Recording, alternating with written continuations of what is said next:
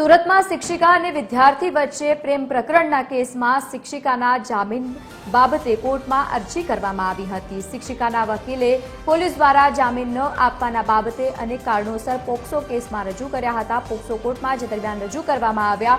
POCSO કોર્ટમાં બંને પક્ષોએ દલીલો પૂરી કરી હતી। કોર્ટ દ્વારા વધુ સુનાવણી સોમવારે હવે હાથ ધરવામાં આવશે। પોલીસનું વર્ઝન પ્રોસિક્યુશનનું વર્ઝન એવો છે કે શિક્ષિકા એ વર્ગ હલાવીને એના અપહરણ કરીને છોકરાને લઈ ગઈ હતી। બરોડા ગઈ, બરોડા મુકામેથી જયપુર ગઈ, જયપુરથી દિલ્હી ગઈ અને પછી ત્યાંથી એ લોકો શામળાથી પકડાયા છે।